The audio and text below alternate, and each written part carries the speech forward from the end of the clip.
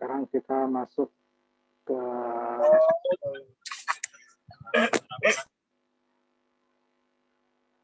pembangkit tenaga air ya. Nah, di pembangkit tenaga listrik konvensional kita ada bahas juga air, tapi itu adalah skala besar ya. Nah, sekarang kita masuk yang skala kecil yang tidak terlalu perlu untuk membuat bendungan atau dam. Di sini dia air sungai bisa langsung digunakan. Tetap karena di air dia adalah memanfaatkan perbedaan potensial ya, ketinggian dan debit air ya, ketinggian dan debit airnya, sehingga diperlukan selisih antara sumber air dengan turbin, itu yang disebut head ya, ketinggian. Nah, di mikrohidro bedanya dia tidak perlu bendungan. Di pembangkit listrik tenaga mikrohidro, namanya mikro ya, air kecil ya, adalah skema pembangkit listrik tenaga air yang menghasilkan hingga 100 kW listrik. Ada yang sampai 1 mega gitu ya. Ini agak longgar pembagian mikrohidro itu. Ada yang sampai 1 mega dan masih dianggap mikro. Ada yang itu dianggap sudah mini. Ya. Yang menggunakan aliran yang mengalir atau aliran air. Tidak dibendung dia ya. Dia tidak dibendung. Jadi airnya, kenapa? Makanya pembangkit listrik skala besar itu tidak dimasukkan energi terbarukan. Padahal dia bisa, airnya kan bisa bertambah sendiri dengan hujan ya, tanpa kita tambang atau kita apa-apakan ya, hanya dibendung. Nah, karena pembangkit listrik skala besar itu dia merubah ya sistem lingkungan. Bahkan ada yang memindahkan penduduk. Itu bukan di Indonesia saja, itu hampir seluruhnya seperti itu ya. Karena biasanya itu dari zaman purba itu manusia itu akan mencari tempat tinggal itu tidak jauh dari air, karena air itu adalah sumber kehidupan ya. Kalau dari jauh dari air itu susah, makanya salah satu sumber air itu adalah sungai, danau, ya gitu kan. Nah, danau yang besar, cekungan yang besar, banyak penduduk di situ. Jadi kalau mereka memiliki nanti ada beda ketinggian antara cadangan air tadi, maka bisa dibuat pembangkit listrik. Sehingga nanti ada yang digusur, seperti kalau di kita Jatiluhur itu adalah digusur penduduknya sebagian dulu ya. Nah kalau mikrohidro tidak, dia tidak hanya memindahkan sementara sedikit aja, kembali lagi ke sungai air. Cuman skalanya kecil.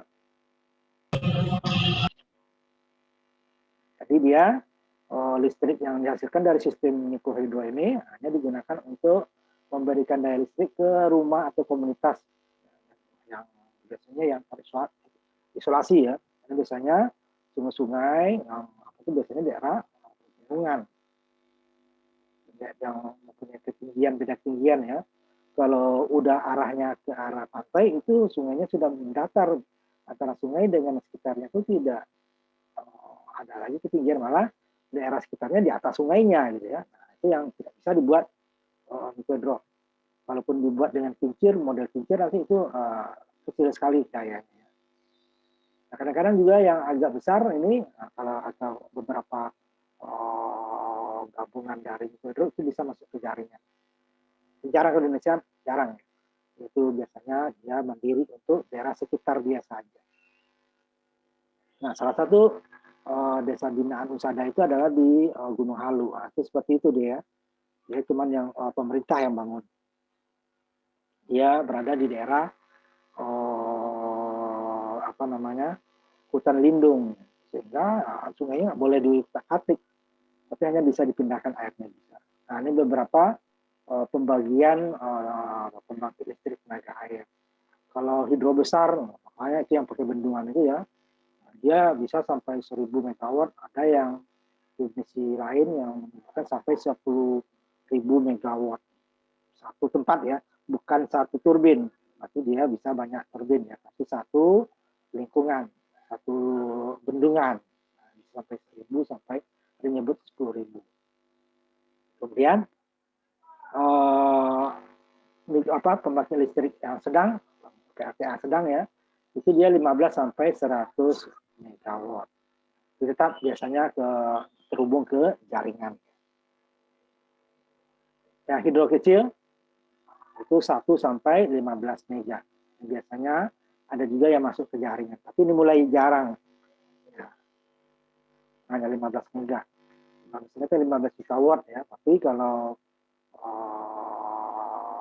satu orang itu kalau di desa itu ya, perkotaan itu bisa hanya 500 watt atau setengah kilo gitu kan, itu bisa sampai kalau satu itu kan bisa dia 1000 itu bisa kalau masing-masing 1 kilo kan, itu kan 1000 orang, 1000 rumah gitu ya. Itu hidro kecil. Ini yang disebut hidro mini, itu sampai setengah kilowatt. Ini ada yang sudah memasukin mini hidro itu sama dengan mikro gitu ya, yang di bawah 1 mega itu ya. Biasanya itu dianggap mikro. Tapi ada juga yang menganggap mikro itu hanya 5 kilo sampai 100 kilo.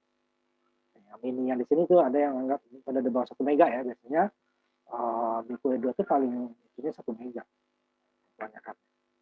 Ada yang disebut itu mini. Nah, tapi mini dengan mikro itu mirip ininya ya. Sistemnya dia tidak terlalu membutuhkan bendungan. Beda kapasitas airnya saja, sungainya lebih besar gitu ya. Ini dia. Kemudian yang lebih kecil lagi, nah itu biasanya hanya untuk pribadi ya, Pico ya, untuk Pico hidro.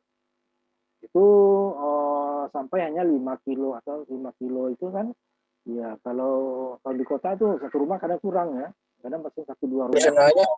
Atau 5 rumah gitu ya. Baik dari ono jangan. Ya yang lah, deket nih, dapat nggak potong. Ya meni tuh bersihnya mah.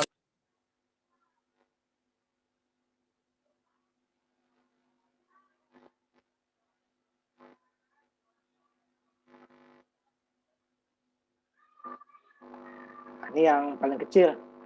Itu biasanya digunakan untuk satu pembangkit itu ya hanya 1 rumah atau 2 rumah sekitar saja ya. Nah, kalau yang mikrohidro itu biasanya untuk satu komunitas. Biasanya kadang-kadang nggak sampai 1 desa ya, paling kalau di dusun dia ya, dusun. Nah, itu tuh biasanya lebih banyak ke penerangan. Nah, kalau yang desa binaan Usada itu yang di Gunung Halu, Bandung Barat itu ya, nah itu dia dapat sumbangan juga, dicarikan dari Usada dulu ya, bersama dengan bantuan luar, Usada yang mencari kerja itu, dan pemerintah juga ada yang bantu. Ada pabrik untuk pengolahan kopi. Jadi kalau siang hari, nanti kan karena di desa ya, sebagian besar penduduknya kan pergi ke ladang atau ke sawah, sehingga listrik banyak yang tidak terpakai. Nah, sehingga siang hari digunakan untuk pabrik. Karena dayanya kecil, nggak bisa nanti barang pabrik juga di kebutuhan masyarakat juga, itu nggak bisa karena dayanya terbatas dan itu biasanya dibatasi. Nah, itu kapasitas ini Mega cuman tidak sampai terpakai berapa kilo, berapa kilo, sehingga itu dibatasi penggunaannya. Nah, ini disebut mikrohidro. Nah, dia tidak memerlukan infrastruktur yang berbiaya besar. Tetapi ya listriknya juga terbatas. Ini biasanya banyaknya di negara berkembang, ya, tentu dengan syarat dia mempunyai sungai. Ya. Dan biasanya sungai-sungai yang di daerah arahnya ke pegunungan, bukan arah ke pesisir ya, ke pantai. Ke arah pesisir pantai itu sudah datar ya, flat, sehingga beda ketinggian sungai nanti dengan sekitarnya itu ya hampir rata, sehingga tidak ada untuk membuat headnya susah. Sehingga biasanya di daerah pegunungan, sehingga dia daerah-daerah terisolasi biasanya di daerah pegunungan. Yang jaringan listrik biasa agak susah masuk. Karena penduduknya sedikit, nah kalau jaringan listrik itu mahal. Ya, mikrohidro dia bisa untuk sekitar dia. Nah, dia kalau mikrohidro berbeda dengan kemarin fotovoltaik atau solar cell ya. Nah, kalau ini dia bisa sepanjang hari dapat. Apalagi air sungainya, makanya dia biasanya di daerah pegunungan, sungai itu antara hujan dan tidak hujan, debit airnya tidak terlalu banyak karena masih banyak hutan. ya. Dan setiap tahun dia kalau musim kemarau pun dia masih kadang masih hujan karena di daerah pegunungan itu kan lembab ya, dingin sehingga dia hujan lebih mudah turun. Seperti kalau di Bogor banding Jakarta, pada musim kemarau itu Jakarta di Bogor masih ada hujannya. Nah sungainya itu diterjanin. Apalagi pada daerah pegunungan banyak daerah tersebut dijadikan daerah hutan lindung sehingga tidak bisa hutannya itu dibabat gitu ya, sehingga dia kesediaan airnya lebih terjamin. Nah ini lebih aman dibandingkan dengan jadi lebih murah ya daripada solar cell. Nah, tetapi karena dia mekanik berputar ya, yang tidak berputar adalah hanya solar cell gitu ya. Nah, sehingga dia perlu maintenance ya. Berbeda dia dengan solar cell karena itu hanya diam ya. Nah, cuma solar cell perlu penyimpanan ya baterai untuk pada saat tidak ada sinar matahari. Kalau ini tidak perlu baterai karena dia siang malam dia bisa berputar selagi air sungai ada. Kemudian mengumpan ya memberikan ya daya itu ke jaringan seperti kita PLN-nya ya, ketika dia surplus ya, karena dia umpamanya siang hari.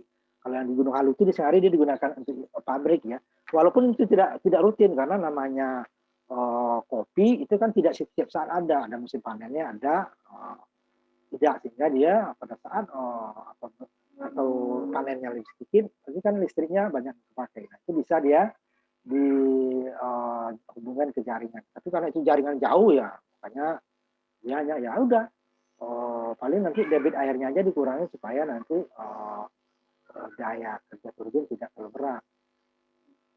Hari biasanya di daerah ini daerah pertanian atau daerah ya pertanian lah ya, keras atau sawah, sehingga dia sehari banyak yang tidak di rumah sehingga surplus.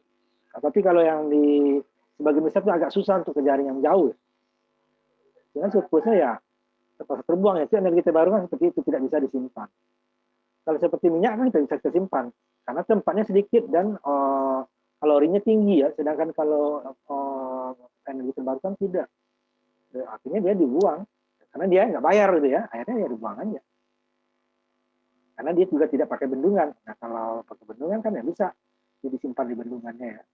Kalau masih bendungan masih mencukupi, nah, ini tidak bisa dibuang. Nah ini dia skemanya ya, dia basis rumah tangga atau tingkat desa. Desa tuh kadang juga kurang ya, biasanya hanya dusun ya. Kalau di kota tuh mungkin RT ya, beberapa RT, satu RW pun bisa. Satu RW atau beberapa RT, tidak satu desa. Karena kalau di desa itu di desa itu kan lebih luas ya daripada kalau kita di kelurahan di kota ya. Daerahnya lebih luas. Walaupun penduduknya lebih sedikit, cuma jarak antar rumah kan jarang. Ini hadiahnya rumah tangga atau beberapa desa, malah tidak sampai satu desa. Ya, itu melibatkan bahan-bahan lokal dan tenaga kerja. Nah, kalau di Bandung itu sudah ada di Bandung itu yang membuat turbinnya. Sehingga itu tidak perlu impor seperti pembangkit listrik tenaga air skala besar. Generatornya sudah bisa dibuatkan di bengkel di Bandung itu sudah ada.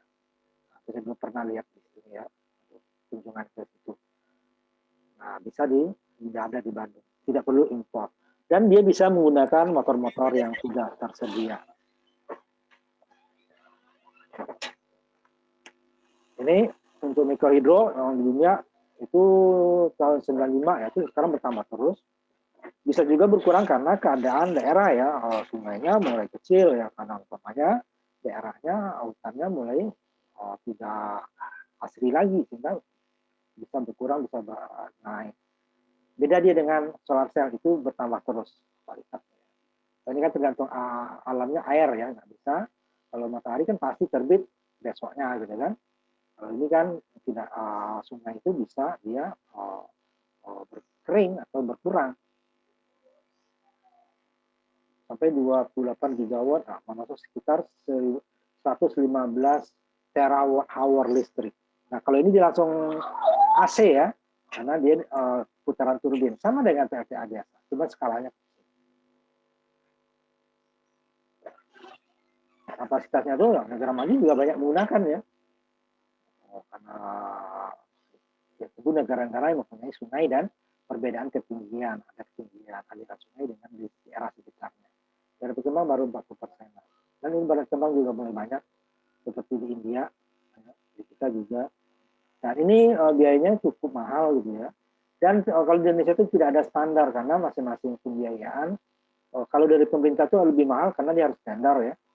Kalau sumbangan dari swasta biasanya lebih murah karena dia langsung bisa tunjuk pembangunannya, ditunjuk kontraktornya sama yang mengembang seperti perusahaan. Tapi kalau negara kan tidak bisa, harus di tender. Kalau tender itu kan yang pemerintah tender kan nyari keuntungan, nggak bisa deh kan. Nah, kalau ini makanya dulu pernah di Usaha Datu kita mensupply beberapa pembangkit yang kapasitas sama itu berbeda-beda biayanya untuk kapasitas yang sama gitu ya, karena tergantung dari yang nyumbang. Nah, itu biasanya jarang yang dibangun untuk oleh orang pribadi gitu ya, masyarakat sekitarnya.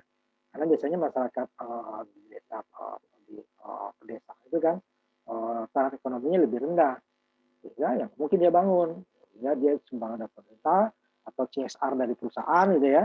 Sehingga beda-beda. Kalau ada perintah ya harus tender, sehingga lebih mahal. Kalau dan begitu juga letak ya, letak mempengaruhi kan. Makin jauh dia dari jalur lalu lintas itu akan lebih mahal. Makin jauh dari pusat kota dia akan lebih mahal. Maka tidak standar, agak susah menstandarkannya. Beda dengan pembangkit listrik skala besar seperti PLTA. PLTA umpamanya 1 mega itu biayanya nggak jauh beda.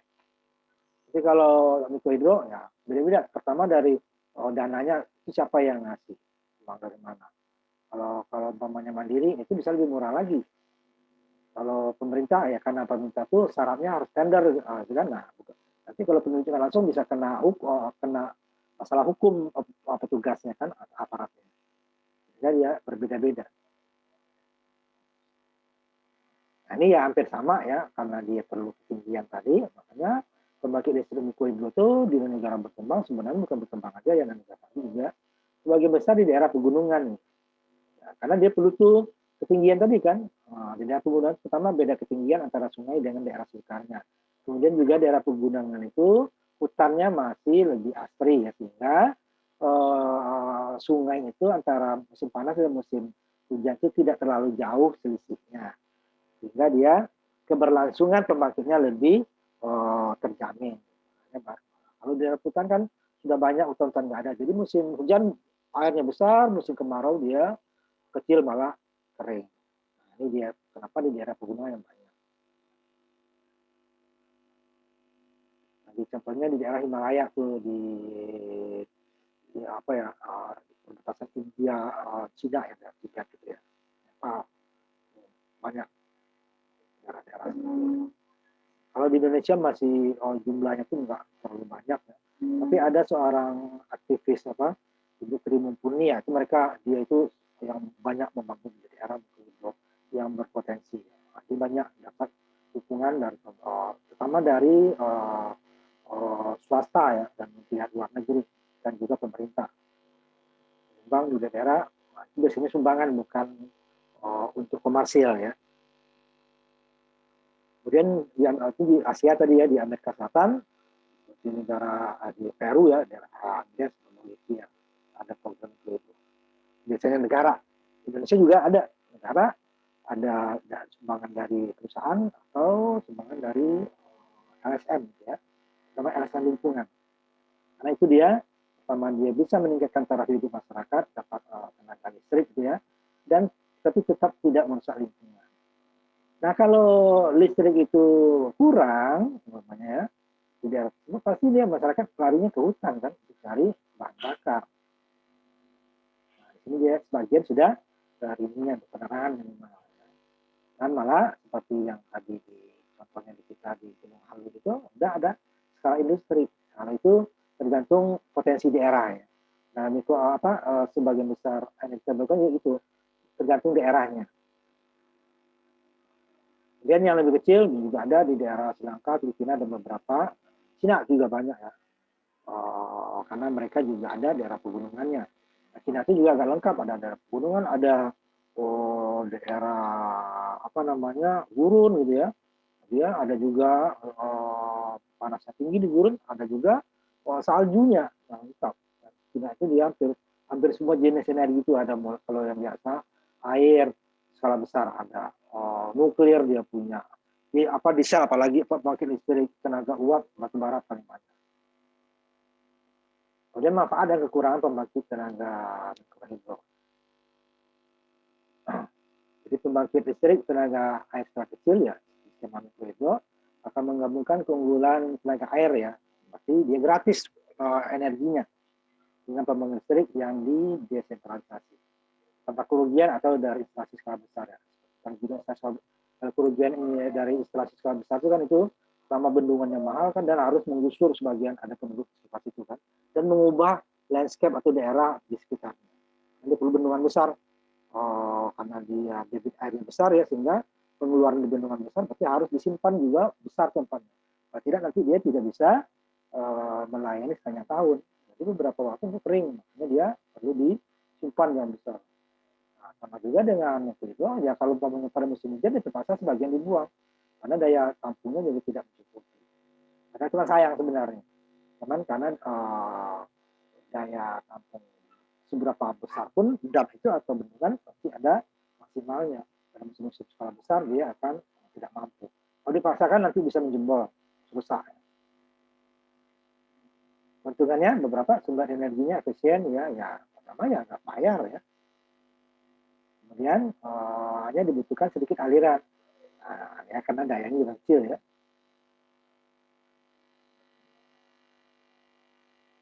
Menghasilkan listrik mikrohidro. Listrik yang dihasilkan dapat digunakan jaraknya ya sampai 1 mil ya.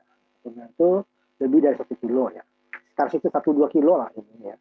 Soalnya ininya kecil ya, jangan. Dia biasanya kebanyakan itu mikrohidro itu nggak pakai trafo lagi. Karena trafo mahal lagi kan. Nah,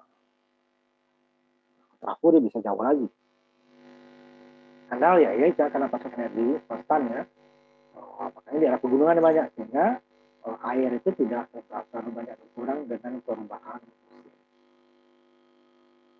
Jadi dia lebih berkelanjutan ya dibandingkan dengan jenis energi lainnya. Di angin pasti ada datang angin. Nah, kalau kamu ke kampus ada lihat itu, di kampus itu juga ada turbin angin walaupun satu ya, dan ada solar cell ya. Solar cell sudah pasti ya, kalau dia mendung nggak listrik kurang. Kalau angin ya, dia kan kayaknya bagi kita terasa, tapi bagi dia tidak. Nanti akan kita bahas berapa kecepatan angin yang diperlukan supaya dia turbin angin itu bergerak. Nah, angin biasa aja enggak. Terlalu kencang nanti juga perlu direm, karena nanti merusak strukturnya ya.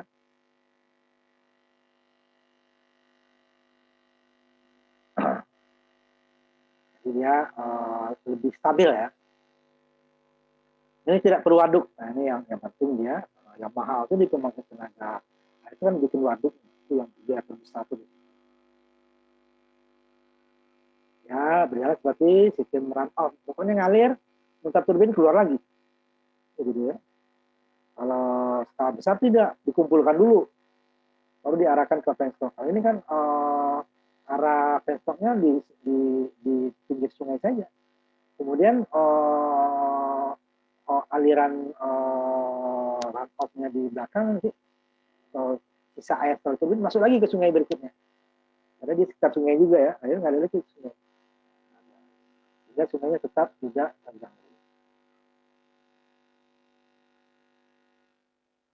Kemudian energi hemat biaya, iya, karena tidak perlu membayar energi sumber bahan bakarnya.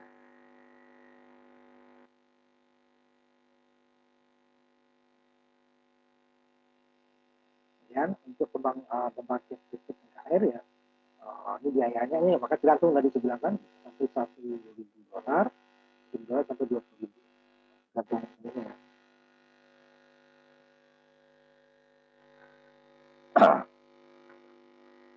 Di Indonesia tadi kasusnya seperti itu, beda pembiayaan malah beda juga harganya, karena tergantung ininya ya. Ada penunjukan langsung Ada kalau umpamanya sumbangan ke apa namanya, ke itu tuh malah masyarakatnya ikut bangun, itu kan udah mengurangi biaya ya. Masyarakatnya ikut membangun konstruksinya. Nah, itu kan menurunkan biaya lagi dari biaya pembangunan. Tapi kalau yang sumbangan ada seperti itu. Kalau di pemerintah biasanya karena di kandar ya masyarakat tidak terlibat. Walaupun dia terlibat sana kan dibayar ya sebagai tenaga kerja. Nah, beda. Nah, di luar negeri juga seperti itu. Di Indonesia juga seperti itu. Tergantung sumber pendanaan. Kemudian juga tergantung lokasi, itu juga mempengaruhi biaya. Ya. Makin sulit dia itu makin mahal. Transportasi ya. Kemudian untuk negara berkembang lah atau negara terbelakang gitu ya, karena masalah ekonominya dia punya keuangannya tidak terbatas lah ya, sehingga dia perlu memprioritaskan hal tertentu. Kalau skala besar nggak sanggup, nah ini energi sungai-sungai yang ada yang punya potensi untuk ini dikembangkan karena biayanya tidak terlalu mahal. Cuman dia agak susah untuk interkoneksi ya, karena tadi jaraknya terbatas itu kenapa nggak pakai trafo? Kalau pakai trafo biaya naik lagi, maintenance-nya lagi kan, dan umurnya panjang kan. Tetapi tetap ada maintenance, karena ada tertunda tadi kan, karena bergerak, yang bergerak itu pasti. Dalam maintenance kemudian pemeliharaan aliran sungai, jangan sampai ada airnya jebol di sebelum dia masuk ke situ gitu kan, bisa ada kurang. Bisa digunakan ya sebagian besar memang di desa-desa ya, karena ya aliran sungai yang masih rutin itu ya di desa-desa, karena mata airnya ikannya masih bagus, dan apalagi di daerah hutan lindung gitu ya, tidak boleh sembarangan nebang pohon, sehingga air itu keterjaminan air itu dari musim ke musim itu lebih aman. Pada musim hujan pun dia tidak longsor karena hutannya bagus. Walaupun kemungkinan longsor masih ada ya. Lagi sekarang perubahan iklim. Ini agak jarang ya terintegrasikan dengan jaringan lokal, karena dia biasanya untuk kebutuhan mereka sendiri aja sudah sekarang kurang dibatasi ya. Tapi ada beberapa yang nggak terlalu jauh dari jaringan listrik nasional atau daerah. Kemudian tempat lingkungannya ya sangat minimal ya, boleh dikatakan nggak ada. Lagi terhadap dibandingkan dengan fosil itu tempat lingkungannya sangat. Tentu ada kekurangannya, tadi kelebihannya kekurangan ada. Nah, sama kalau ini sama dengan pembangkit listrik umumnya. Khusus dari situs atau tempat ya, itu benar.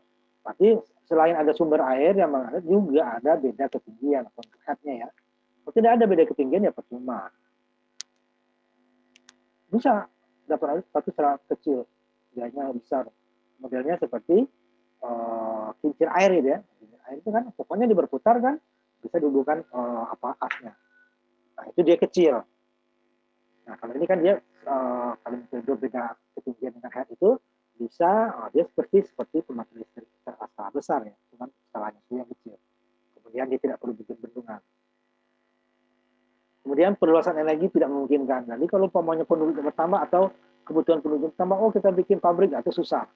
Makanya tadi kalau kasusnya kita di Desa Bidang Usada di Gunung Halu, dia siang hari digunakan untuk industri. Karena malam harinya penduduk di rumah, nggak bisa siang malam. Malamnya industrinya nggak kerja, siangnya karena penduduknya sebagian besar keluar rumah, ada yang ke ladang, ada yang ke sawah, ada yang ke pasar gitu ya, sehingga dia listriknya bisa dipakai untuk yang lain. Karena tidak bisa dia menambah lagi dayanya, susah. Aliran sungainya bisa, ketinggiannya nggak dapat, cuma juga kan. Jadi sebenarnya dalam satu aliran sungai itu bisa beberapa dapat head yang berbeda itu bisa digunakan. Tapi agak jarang seperti itu. Itu dia bisa dapat daya banyak. Cuman beberapa turbin yang terpisah-pisah gitu ya. Tapi ini agak susah. Dapat head di bagian tertentu, bagian lainnya agak susah lagi. Nah ini daya rendah pada musim panas itu bisa terjadi dan bisa juga tidak pada kalau terjadi umpamanya ya daerah hutannya kurang bagus ya, daerah resapan air kurang bagus, pasti dia turun ya. Debit air turun tentu daya yang dihasilkan energinya juga akan turun. Tapi kalau pada daerah-daerah yang hutannya masih bagus, itu tidak terlalu terpengaruh. Walaupun kalaupun kurang pun ya kecil ya kurang. Musim hujan ya pasti ya, pada musim kemarau ada yang cukup drastis turunnya, ada yang cukup banyak, ada juga yang sedikit, ada juga yang sangat sedikit. Itu berbeda-beda di setiap tempat. PLTA skala besar saja seperti itu ya. Padahal dia punya penampungan yang besar, tapi ya karena debit yang dikeluarkan juga besar ya agak susah juga.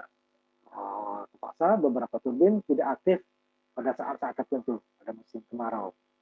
Supaya apa? Tidak mati total. Kalau dipaksakan terus bebannya full terus, ya, nanti dia tidak sampai 12 bulan dalam setahun. Itu ditakutkan gitu. Kan diatur. Pada musim kemarau hanya beberapa dikurangi tergantung debit air. Makanya dia ada kan debit air itu. Nah, cuma debit air itu dari tahun ke tahun kan itu walaupun damnya sama, waduknya sama, karena ada endapan ya, itu debit air akan berkurang. Nah kalau di Mikwedo tidak, dia karena sungai aja kan, karena dia tidak perlu dam. Cuman kan energinya kecil. Ya pendukung tadi. Ini sangat kecil pengaruhnya ya. Jadi pun kalau ada air sungainya diambil, nanti ujungnya kembali lagi ke sungainya. Karena dia menurun gitu ya. Pada pegunungan. Dan aplikasi ya penggunaannya. Ada yang dihasilkan dari pembangkit mikrohidro kecil ya, karena di debit air juga kecil ya. Walaupun kita bikin nanti turbin yang besar ya nggak bisa, nggak terputar sama dia. Beberapa penggunaannya ada yang penggunaan produktif ini lebih sedikit daripada penggunaan untuk kebutuhan rumah tangga ya. Seperti tadi yang produktif tadi untuk industri. Jadi tadi di Gunung Halu kita contohnya adalah industri apa namanya pengolahan kopi ganda bisa digunakan. Itu biasanya digunakan pada saat-saat penduduk tidak menggunakan atau yang menggunakannya sedikit ya. Usaha kecil ya, UMKM kalau di kita. Positif ya tadi untuk kebutuhan rumah tangga ya, tangga penerangan untuk hiburan televisi dan lainnya ya. Kemudian selain penggunaan produktif dan positif, ada juga perbedaan yang dapat dibuat antara penggunaan daya dengan cara mekanis atau dalam bentuk listrik. Penggunaan produktif itu tadi ya. Kalau mekanis dia, berarti ada pengolahan pertanian, seperti tadi ya, untuk penggilingan padi, untuk pengolahan bahan pertanian lainnya seperti tadi apa kopi dan sebagainya ya, untuk penggajian kan, mekanis bergerak ini kan, tekstil skala kecil tentunya ya, untuk pendingin ya, untuk pengering. Nah, pada musim-musim hujan atau tidak ada matahari. Kalau listrik ya, dia kalau pengolahan pertanian menggunakan listrik sebagai perantara. Kan. Kemudian untuk ininya nanti untuk pemanas, berarti untuk pengering ya, cahaya untuk ini, produksi pupuk. Kalau penggunaan konsumtif tadi ya penerangan rumah tangga untuk masak, pendinginan, radio, televisi. Nah kalau masak itu bisa dua ya, dia bisa produktif, bisa konsumtif. Kalau dimakan untuk sendiri dia konsumtif, tapi kalau dia jualan itu kan bisa produktif, bisa juga. Mau bikin warung, nah, masak nasi tidak perlu lagi kayu. Kalau gunakan kayu nanti dia hutannya cepat habis ya. Nah dari industri yang sebelumnya di atas tadi menunjukkan daya yang dihasilkan oleh mikrohidro adalah sumber listrik yang nyaman ya, seperti bengkel, penerangan domestik, masuk ke desa ya, pakai isi ulang ya, kalau untuk ada kalau dia mereka menggunakan apanya namanya hybrid ya, untuk siang ada solar cell juga, malamnya dia menggunakan aki yang bisa dipasok oleh itu PLTM Jahma tadi. Biasanya hybrid ada seperti itu. Itu akan tambah biaya. Sama yang hybrid itu yang terpenting seperti dia yang tidak kontinu ya, seperti matahari dengan angin ya, itu biasanya hybrid. Tapi kalau PLTM tidak hybrid pun dia selagi sumber airnya dijaga itu akan bisa. Untuk baterai itu ya. Nah, kemudian untuk kebutuhan industri ya akan digunakan mekanisnya. Kemudian untuk pengolahan pertanian, penggilingan, ekstraksi minyak atau pengukuran kayu. Ini biasanya dikerjakan siang hari. Kalau malam berat karena masyarakat yang konsumtif juga perlu, produktif juga itu agak susah karena daya terbatas dan susah untuk menambah daya. Ini teknologinya atau susunannya. Nanti saya lihatkan sedikit simulasinya nanti ya. Videonya lah ya. Sebagian besar dari sistem mikrohidro ada run off wiper, berarti aliran sungai aja ya. Berarti sistem ini tidak membutuhkan bendungan besar untuk menyimpan air.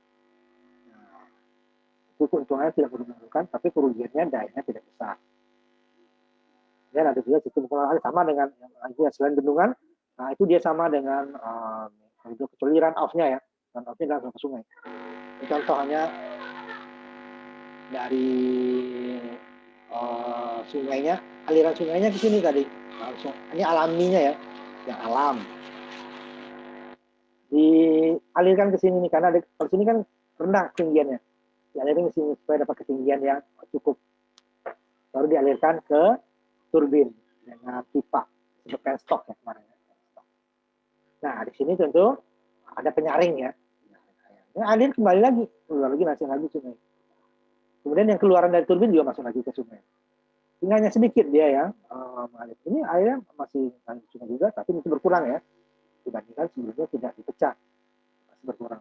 Tapi masih ada air. Ada juga sistem ini yang emang ditutup di sininya. Sungai sini habis airnya, ada juga. Karena nanti airnya sungai keluar lagi sini, hanya sedikit sungainya tidak dapat air. Ada juga kalau sungainya cukup besar, tidak usah hanya kita pegang di sini, tetap di sini ngalir air, di sini juga ngalir air. Nah, ini untuk cari beda ketinggian antara sumber air dengan generator, turbin airnya. Nah, ini yang disebut headnya nanti, beda ketinggian. Nah, yang disalurkan oleh pipa. Pipa di sini dia nanti akan itu ada penyaring ya. Nah, kemudian di sini outputnya langsung keluar lagi ke sungai. Jadi di sini sungainya tidak terlalu berpengaruh. Pengaruhnya kecil gitu ya, bukan tidak ada berpengaruh sama sekali.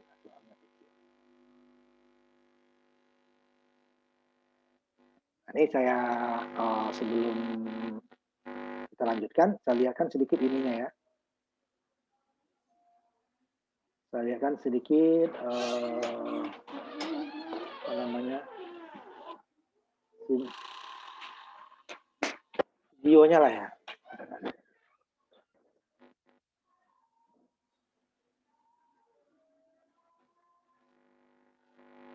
Koridor sebelum kita lanjutkan ini ya. Ya sama seperti ini ya, PATH.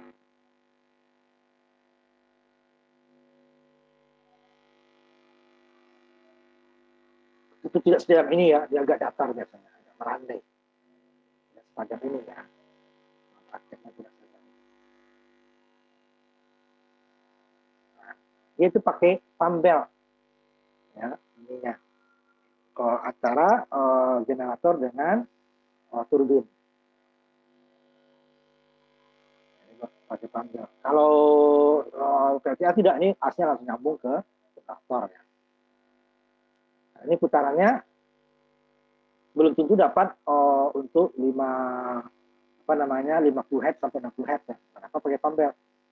Ya, putaran ini lebih pelan, sehingga kalau dipaksakan tanpa pambel, langsung asnya dihubungkan ke generator, tidak dapat frekuensi yang diinginkan untuk listrik AC. AC itu kan frekuensinya 50 sampai 60 Hz. Nah, kalau itu sudah kita bahas di pembangkit listrik tenaga air ya. Kalau dia dua kutub, berarti dia putarannya ya 3.600, 3.000 sampai 3.600 putaran ininya per menit. Nah, kalau dia kutubnya 4, berarti dia separuhnya 3.500. Tadi kan 3.000 sampai 3.600 ya. Separuhnya kan 1.500 atau 1.800 putaran per menit. Makanya kalau ini nggak dapat, makanya dia pakai pump ini kan roda lebih kecil ya, ini lebih besar, ini lebih kecil, sehingga putaran yang di generator lebih tinggi. Karena generatornya yang dihitung ya, bukan turbin, bukan putaran turbin ya, kecuali asnya sama. Kalau asnya satu as sama pasti putaran turbin itu juga putaran generator. Tapi kalau di sini enggak, pakai generator pakai pump. Itu rata-rata mikrohidro itu pakai pump. Putaran di sini tidak dapat. Nah, di sini baru. Nah, nanti baru ini dikontrol. Ada kontrol putaran tidak boleh terlalu tinggi, ya. Oh, ininya kan gearnya cuma satu, ya. Itu kerja ininya nanti. Ya airnya lah, buang atau buang itu tadi ya. Baru dihubungkan, karena tidak ada trafo kan langsung dihubungkan. Nanti kalau trafo mahal lagi, makanya jarak antara pembangkit ini dengan penggunanya tidak bisa terlalu jauh. Itu deh ya. Makanya tadi susah dia untuk dimasukkan ke jaringan lain, atau jika umpamanya penduduknya jaraknya jauh-jauh atau agak susah untuk mikrohidro. Biasanya makanya satu dusun ya, satu desa malah lebih kecil daripada satu desa ya, satu dusun. Komponennya pertama tadi adalah bendungan, ya. Hanya membendung ya, bukan dam seperti bendungan bendung ya, bukan bendungan, bendung. Airnya dibendung. Nah ya, ini masih ngalir. Bendung kan ini dibuat semacam waduk ya, bedanya di situ. Ya, kadang-kadang malah ini enggak, hanya alirannya aja dibuat ke sini. Biasanya yang sini gitu ya, aliran sini. Tidak perlu bendungan sini. Tergantung keadaan sungainya ya. Dan hanya dibuat kotaknya saja, tidak ada bendungannya sama sekali. Kemudian dialihkan ke intake atau pintu masuk ke saluran. Saluran nanti dia ada spillway-nya untuk menyaring supaya ya tidak ada kotoran-kotoran yang masuk ke dalam turbin di sini ya. Turbin kan bilah-bilahnya nanti kalau banyak yang itu kotor nanti bisa rusak. Nah, tadi dia jadi perlambat tadi supaya dia ngumpul dulu di sini nih. Ngumpul. Supaya benar-benar full ini pipanya. Kalau air deras begitu belum tentu nih full. Ya, perlu dia debit yang besar sini. Makanya kenapa dibuat di tenang di sini. Nah, kalau tenang pasti full. Nah, kenapa ini full? Nah, sama dengan PLTA supaya tidak ada ketokan palu. Nah, ketokan palu itu bisa merusak ini. Kalau ada tercampur udara dengan air, jadi ketokan. Nah, lihat aja kalau kita di selang itu ya, kalau ada air krek bunyi kan kalau ada. Tapi kalau airnya penuh kan nggak bunyi dia. Nah, itu dia. Kalau ini cukup besar bisa merusak ini. Dan juga nanti putaran ke generator ke turbin juga berpengaruh. Nah, itu gunanya spill wheel ini untuk menyaring aliran tadi, kenapa dia diperlambat. Baru masuk ke supaya masuk ke penstock tuh sudah keadaan stabil, airnya penuh gitu ya. Boleh dikatakan tidak ada campuran udaranya, gelembung-gelembung itu ya yang mengakibatkan nanti ketukan palu. Nah, sehingga pipa yang sudah punya ketekanan dan beda ketinggian nanti akan dimasukkan ke turbin air. Nah, turbinnya itu bisa dibuat di bengkel-bengkel terdekat gitu ya. Kalau kalau di Jawa Barat di Bandung ada dengan generator untuk PLTA. Nah, ini turbinnya yang intinya, karena dayanya di sini turbinnya yang kita. Itu nanti ada rugi-rugi terhadap daya generator ya.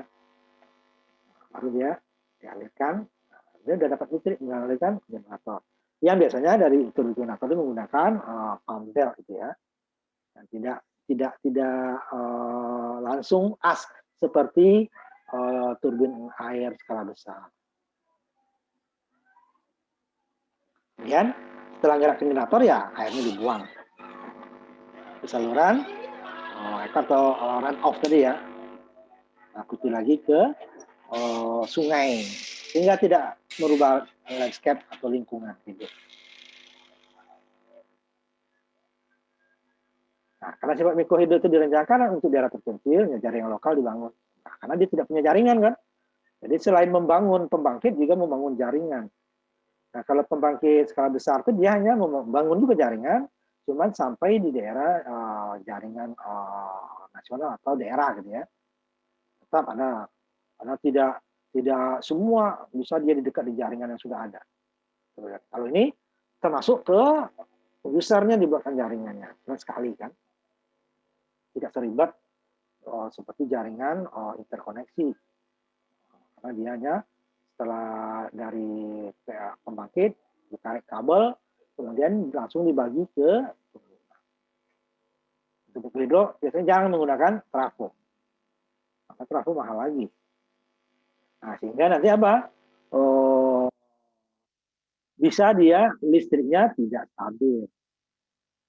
Kalau tergantung air, itu yang salah satu yang dikeluhkan kalau di Gunung Halo itu. Kadang-kadang lampunya agak kedip-kedip katanya kan, nah, itu frekuensinya kurang kan. Nah, itu dia. Tidak ada regulator tegangannya. Pokoknya turun ya turun, naik ya naik, ya kan. Kalau kita masuk jaringan kan sudah diatur frekuensinya berapa, tegangannya berapa, makanya pakai trafo kan. Di trafo itu kadang dia pakai seperti regulator itu ya. Dan tegangan yang masuk itu ke user boleh dikatakan. Ini satu lagi, baru kita istirahat dulu ya. Output permintaan harus disesuaikan dengan kapasitas. Tidak bisa output nambah, karena kapasitas tidak bisa bertambah. Kurang iya, itu bertambah tidak bisa. Sehingga nanti, jika tidak, nanti tegangan dan frekuensi dapat bervariasi ya secara tiba-tiba yang rusak. Sehingga kalau ada umpamanya, oh ada nih, ada kegiatan begini nih, tidak bisa tiba-tiba, makanya harus dia lapor dulu 9 hari, pasti diatur oleh ininya. Oh, berarti ini ada kebutuhan ini, umpamanya kebutuhan desa, ya kan, ya, menggunakan listrik malam hari, yang berarti kan penduduk sebagian harus dikurangi ininya pemakaiannya. Kalau itu tidak mati ya, oh bahwa peralatan ini tolong dimatikan dulu, seperti itu. Kalau tidak nanti dia tegangan bisa turun, seperti bisa turun. Nah, ini satu lagi, baru kita istirahat. Nah, kemudian permintaan daya di luar jaringan itu bervariasi ya, karena ya setiap pengguna atau penduduk berbeda cara hidup dan kemampuan mereka. Ada yang cukup dengan lampu saja, dengan televisi, ada yang perlu kipas angin. Tapi kalau di desa biasanya jarang ya kipas anginnya, karena di daerah sudah sejuk. Tapi tentu peralatan listriknya berbeda-beda. Sehingga, tapi biasanya itu sudah dibagi hampir sama biasanya ya. Kecuali orang tentu umpamanya kepala desanya, kepala dusunnya itu mungkin ada berbeda. Berapa sama. Kenapa? Daya tadi terbatas. Tidak bisa kita tambah lagi bebannya. Berkurang dia, iya, apalagi bertambah tidak bisa. Nah, sekarang kita istirahat dulu untuk sholat maghrib ya. Saya kira 10 sampai 15 menit. Nanti kita lanjut lagi ya 6:15 atau 6:20 ya. Istirahat dulu ya.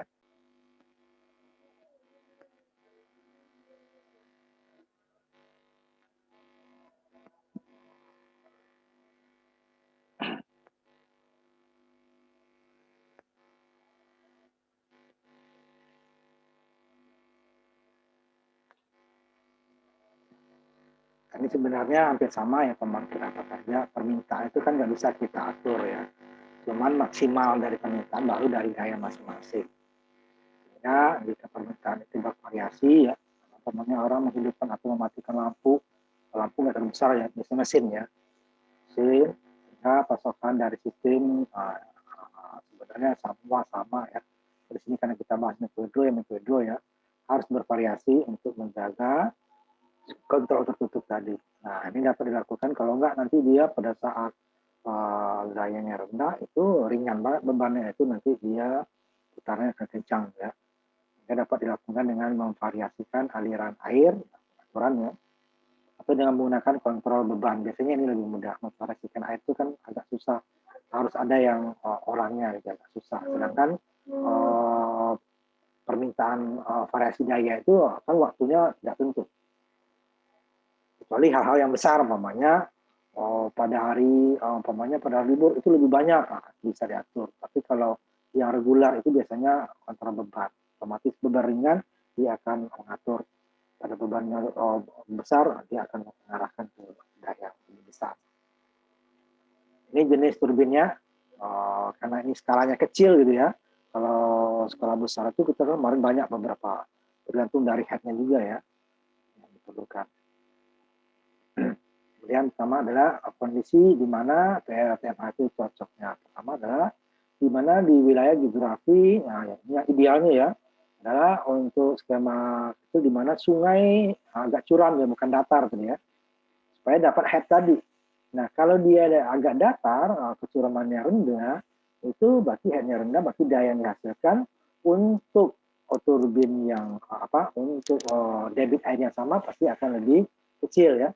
Karena kemarin ketinggian itulah yang lebih besar pengaruhnya ya terhadap daya yang dihasilkan oleh turbin. Makanya cocok daerah-daerah yang agak curam sehingga dia bisa headnya tinggi.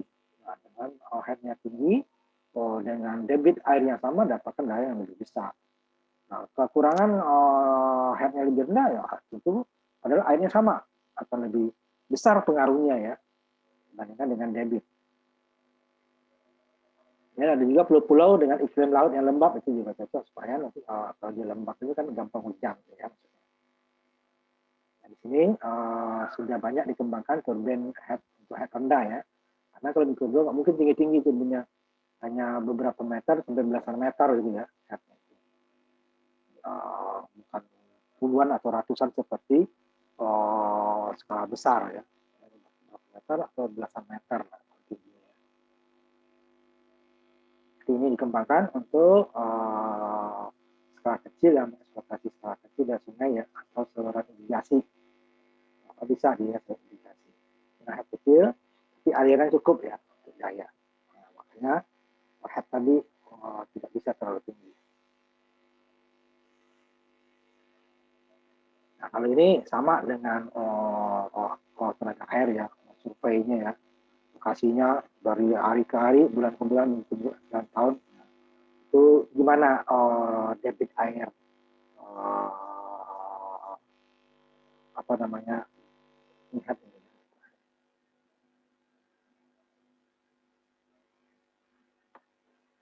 Soal beda head itu, kepala itu beda, kalau head itu perbedaan tinggi, ya. Kepala sih kepala orang. Ini ya perbedaan. Itu perlu jangan-jangan nanti dibangun karena ini kan dekat biaya ya, nanti kita bahas biaya di belakang. Pada musim hujan nggak lancar, pada musim kemarau dia malah kering, itu nggak bisa.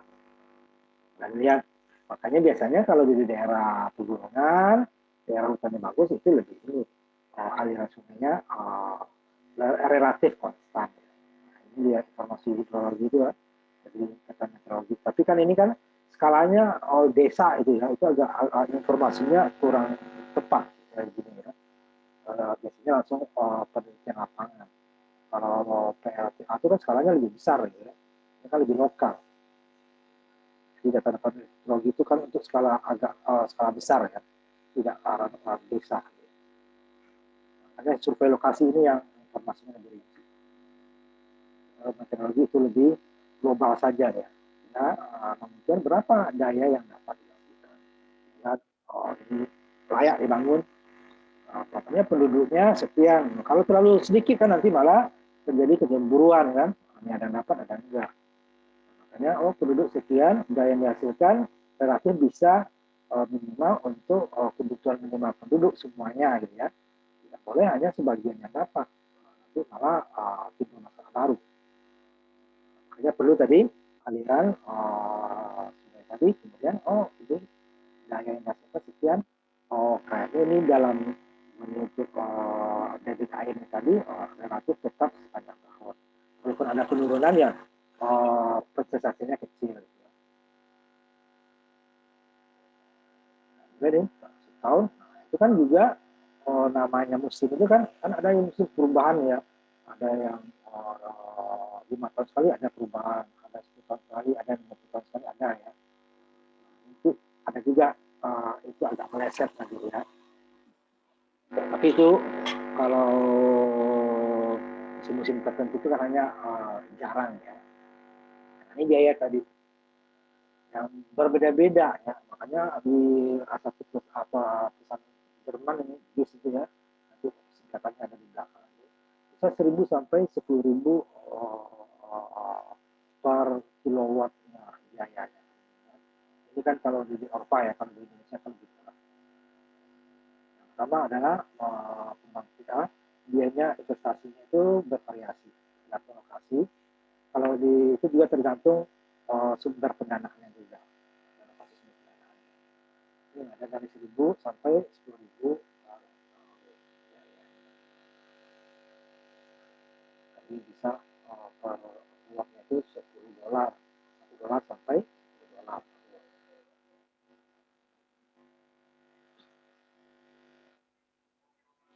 Ada juga 1.800 sampai 6.000. Ya. Jadi cukup bervariasi ininya ya, antara pembangunannya. Jadi ini contohnya di Eropa seperti ini, apalagi di Indonesia sumber pendanaannya itu macam-macam ya. Ada yang dari CSR dari perusahaan, ada yang dari lembaga swadaya masyarakat, ada yang dari pemerintah, ada juga biaya masyarakat itu sendiri, gitu ya. Itu akan berbeda-beda biayanya. Sebenarnya kalau dihitung secara perusahaan itu sama ya. Cuman umpamanya kalau yang sudah masyarakat, kan masyarakatnya ikut bangun. Cuman mereka nggak dibayar gitu kan. Nah, cuman kalau harus kan dalam perhitungan tetap dihitung, walaupun dia duitnya nggak keluar ya. Kayaknya lebih murah, karena sebenarnya bersama, cuman kalau duit keluar memang berbeda. Tapi kalau semuanya dihitung tuh, ini masyarakat ikut gotong royong. Kan kalau umpamanya itu tenaga kerja itu dibayar, pasti sekian keluarnya. Beda ya. Kecuali tadi lokasi ya, lokasi mau menentukan. Jadi kan tergantung pada lokasi.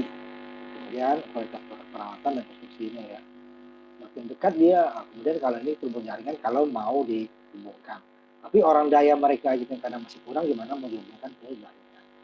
Dan biasanya kebanyakan antara pembangkit dengan jaringan itu jauh, sehingga bisa walaupun lebih nanti nggak bisa dipakai ke jaringan.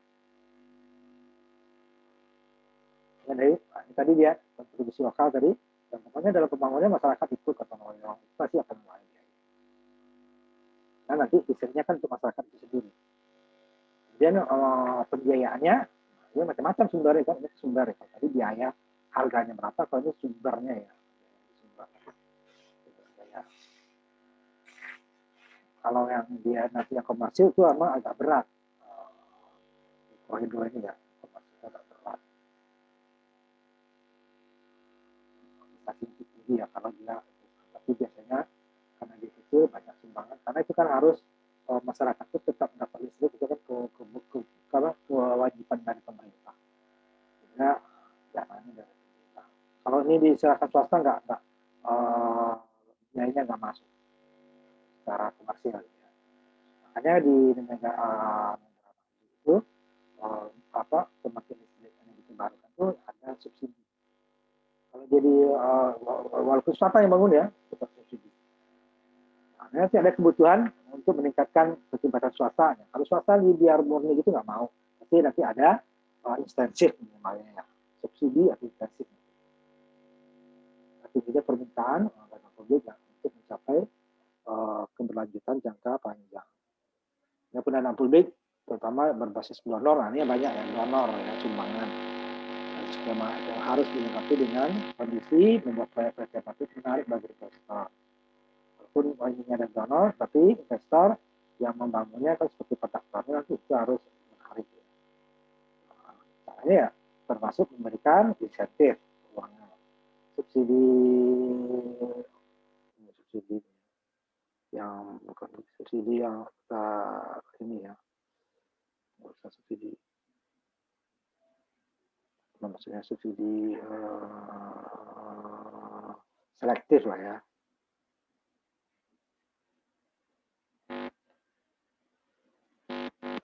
Jadi kalau dia bangun diesel nggak dapat, sedangkan kalau bangun yang terbarukan baru dapat. Dia dapat mendorong investasi swasta. Nah kalau tidak mungkin karena dia hampir seluruh pembangkit energi terbarukan itu belum bisa bersaing dengan energi fosil. Kecuali tadi paling kalau panas bumi itu juga mahal, itu investasinya mahal walaupun dia tidak perlu biaya bahan bakar ya. Dan juga ini hampir semua ya tergantung dari tingkat dukungan publik. Kalau masyarakat yang akan mendukungnya, itu biasanya ya, karena mereka butuh listrik kan. Kalau ya seperti PLH karena tidak terlalu mengganggu ya. Tapi kalau untuk jenis yang lain bisa, seperti nanti angin bisa berisik gitu ya. Ini kan tidak.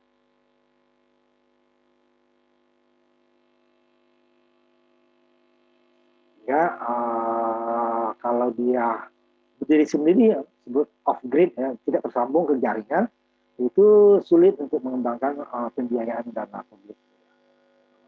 Susah. Karena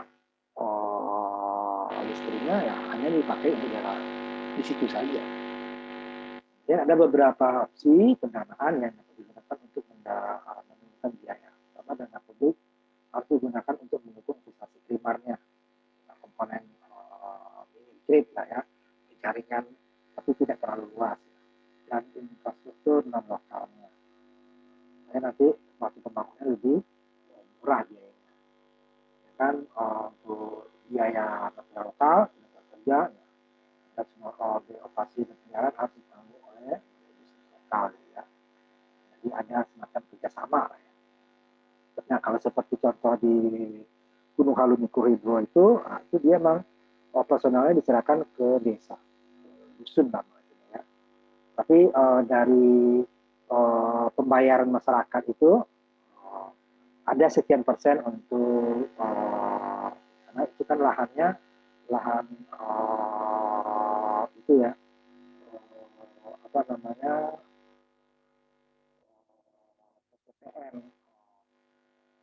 negara ya, negara punya ada sebagian dananya. Kemudian yang mengelola adalah masyarakat dengan menarik iuran ke pemakai. Itu termasuk nanti biaya maintenance, kan? Gimana pun pasti ada maintenance. Biaya pokoknya kalau ada perbaikan saluran, ada longsor, kan, namanya sungai kan. Makanya ada distribusi nanti. Konsumen juga harus tidak gratis, nggak bisa gratis.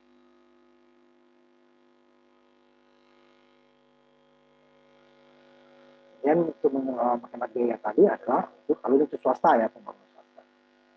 Nah, itu dia kalau swasta pasti melihat potensinya itu berapa biayanya, menghasilkan nanti berapa penduduknya yang bayarnya, karena dia namanya biasanya tidak bisa disamakan kecuali dia sudah masuk jaringan ya, baru untuk 450 watt pemerintah yang jamin subsidinya kan. Dan 900 ada tergantung, ada yang dapat ada tidak, kalau 1.300 sudah nggak dapat lagi.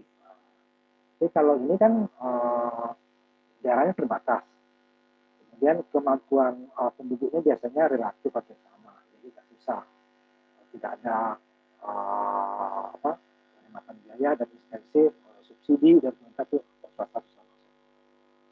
Di Indonesia sifatnya sumbangan, jadi setelah jadi di pengelolaannya diserahkan ke masyarakat. Sehingga ada semacam panitianya atau organisasinya yang mengolah dari desa tersebut ya, sehingga hasil ininya digunakan untuk biaya personal, biaya maintenance, dan kemudian kalau termasuk substitusi ya ke pemerintah daerah. Ini untuk mengatur model ya, salah satu praktek yang cukup baik ya dalam mengatur model PMA dengan model kepemilikan terintegrasi. Jadi gabung itu ya kompleks saya. Jadi investor swasta bertanggung jawab atas modal awal untuk pengaturan operasional teknisnya ke masyarakat. Ya. Jadi masyarakat bagaimanapun terlibat di dalam pengumpulan pembayaran, urusan dengan penundaan pembayaran, bukan pencurian listrik dan sebagainya. Karena mereka yang lebih paham daerahnya. Nah, tapi di Indonesia ini belum ada yang PLTMA itu dibuat komersil seperti ini. Biasanya diserahkan ke masyarakat, kemudian dipungut biayanya untuk kebutuhan. Jadi swasta yang bangun baru bisa. Cuman karena skalanya kecil, swasta nggak mau, jarang. Ini dia komitmen masyarakat, kalau kita bisa RT, RW, desa ya, ini yang tarifnya, karena dia terpisah dari jaringan grid ya, jaringan nasional atau daerah. Karena nanti dia hanya jaringan di situ saja. Sehingga penentuan tarif juga biasanya dimusyawarahkan. Karena kemampuan penduduk, kemudian juga itu biaya kebutuhan untuk maintenance dan biaya operasional kan.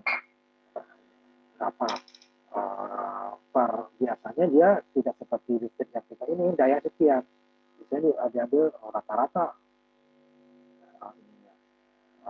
tidak biaya tetap, karena nanti kalau pakai meter sama biaya lagi kan. Nah, ini nggak pakai meter dia, pokoknya NCB-nya diatur sekian ampere, berarti dia daya sekian. Dia pakai banyak pakai dikit bayarnya sama, flat biasanya ya, kalau komitmen masyarakat ini. Kalau dibuat berdasarkan pemakaian dipakai itu kan tambah meter lagi, biaya lagi. Nah, itu biasanya yang jarang ada, biasanya yang itu agak jarang. Kecuali nanti itu investor swasta yang pakai ya, itu dia pasti pakai meter, karena orang yang pakai dikit, pakai banyak, pakai juga. Jadi kalau diserahkan ke masyarakat biasanya karena itu sumbangan atau donor dari pemerintah atau dari swasta, dari CSR perusahaan ya, atau dari LSM, itu dia diserahkan ke masyarakat. Itu proses pembangunan pasti dia tarifnya disesuaikan dengan biaya yang dipakai kan. Itu tarifnya tidak sama dengan kita PLN ya.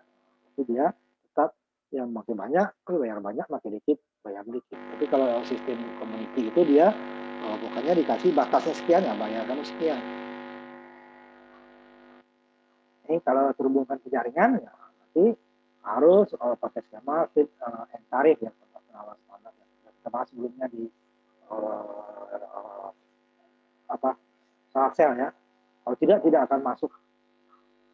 Biaya ininya lebih mahal daripada biaya modalnya, lebih mahal daripada biaya yang dibayar oleh jaringan.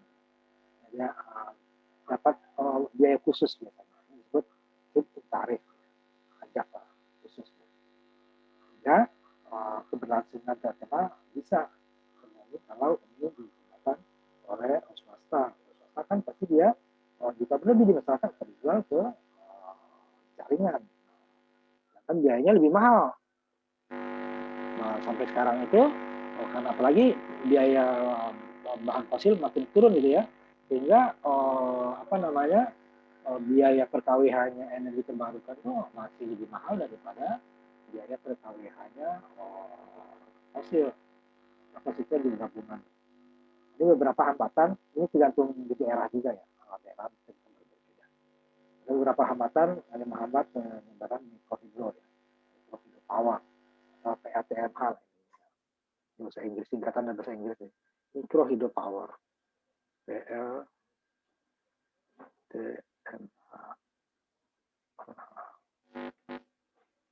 Jadi pembangkit listrik mikrohidro, kalau itu mikrohidro power namanya.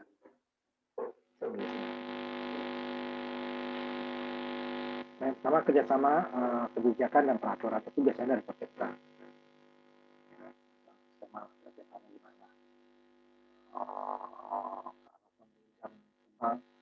Pasti bunganya tidak bunga komersil, ya. Pajaknya juga lebih murah. Ya, nanti elektrifikasi atau ketersediaan listrik untuk masyarakat itu makin tinggi. Karena kalau di kita itu rata-rata nasional itu udah di atas 90% gitu ya.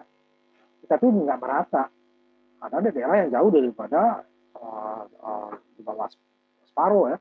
Ada yang sedikit sekali. Karena masalah penyebaran penduduk kan. Jauh dia dari pusat itu makin tidak dapat. Jadi semakin ke kota dia itu elektrifikasinya makin tinggi. Karena dia sudah terpenuhi oleh jaringan yang terkoneksi gitu ya. Listriknya.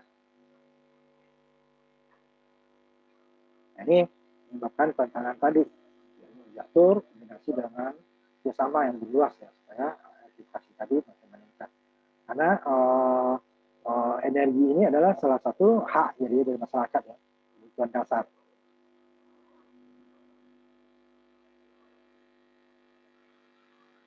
Ya, apalagi di daerah ya, karena nanti ada aturan pusat, ada aturan daerah gitu kan. Nah, ini yang daerah wilayah abu-abu ini yang harus dikurangi. Kalau tidak akan susah pengembangan. Tapi kalau memiliki skala besar itu biasanya di pusat. Nah, kebiayaannya kurang dana ya digunakan karena itu tadi belum apa kalau disebut ke bank itu bankable ya belum bisa komersil. Lebih banyak donor sumbangan ya pendanaannya. Sumbangan dari pemerintah, sumbangan dari LSM atau masyarakat yang peduli. Kalau untuk komersil masih susah biayanya pembangunannya dengan biaya yang dihasilkan masih lebih tinggi biaya pembangunan sehingga nanti biaya pertambahannya tinggi. Nah kalau tinggi masyarakat nggak mampu beli. Untuk mengatasinya adalah pendanaannya ya cari ya seperti modal ventura atau bank lokal. Modal ventura itu kan biasanya bunganya kecil ya karena subsidi dari pemerintah. Kemudian kapasitas untuk mendanakan pembangunan akumulasi pembangkit kapasitasnya terbatas tadi kan. Banyak pengetahuan tentang kesadaran potensi yang dimiliki masing-masing daerah.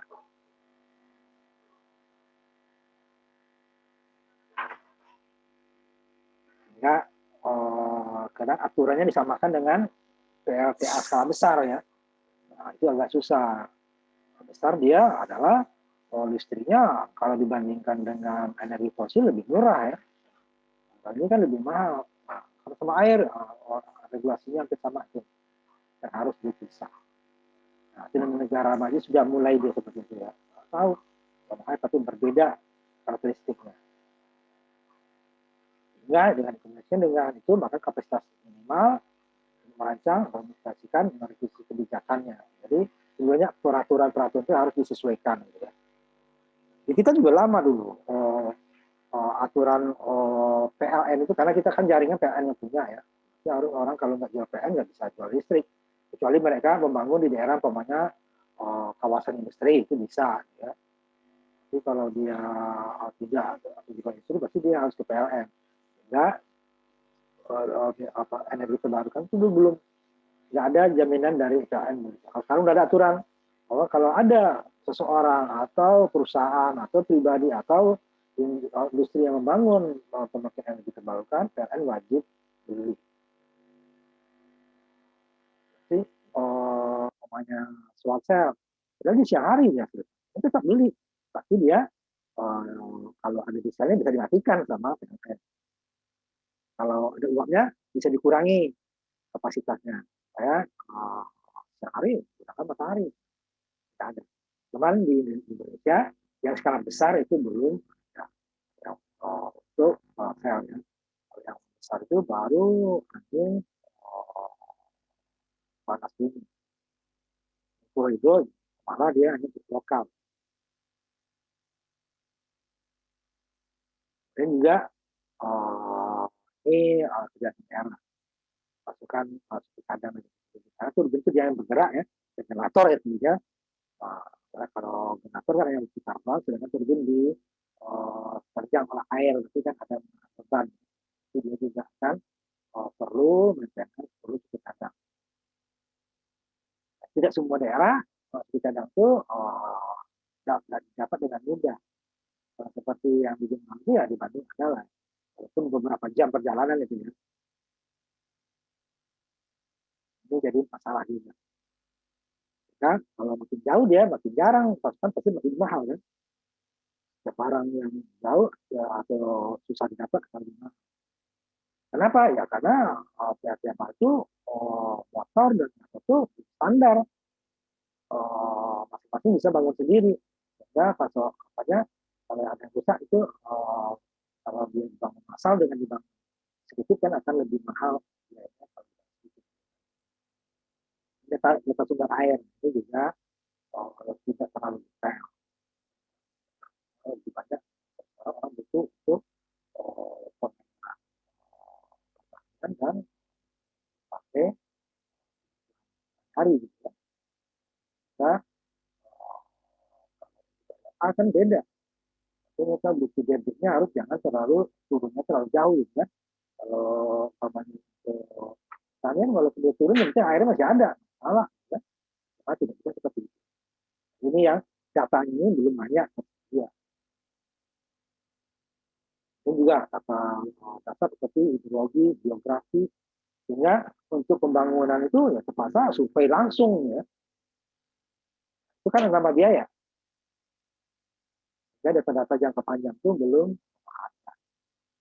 Tidak seperti untuk pembangunan itu pembangunan air skala besar.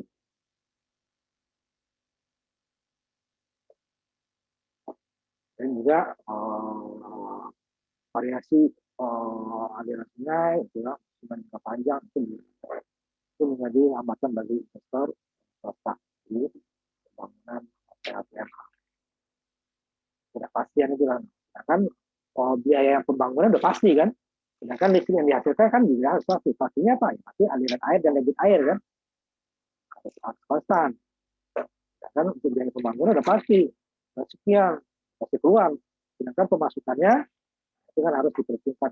Tapi kalau dari pemerintah tuh nggak masalah, itu dibangun sama dia kan, karena dia udah kewajiban atau sumbangan ya. Setelah sumbang dia itu jalan nggak jalan dia nggak tanggung jawab lagi kan untuk bank.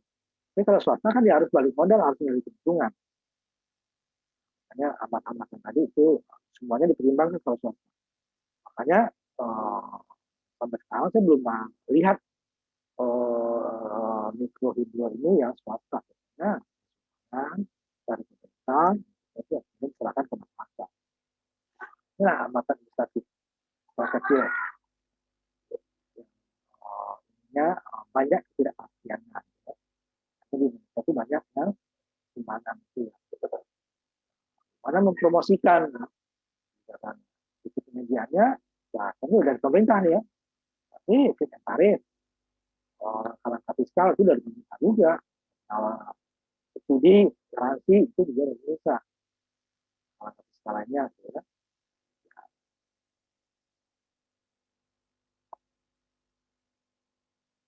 Jadi dari sisi permintaannya tentu fiskalnya jauh berarti tidak bisa hubungan ya. Kalau di kota juga ini berapa daya yang melihat potensi kebutuhan di sekitar ya lebih banyak sebab dari pemerintah ini saya jalan kalau di swasta di swasta kan pasti mungkin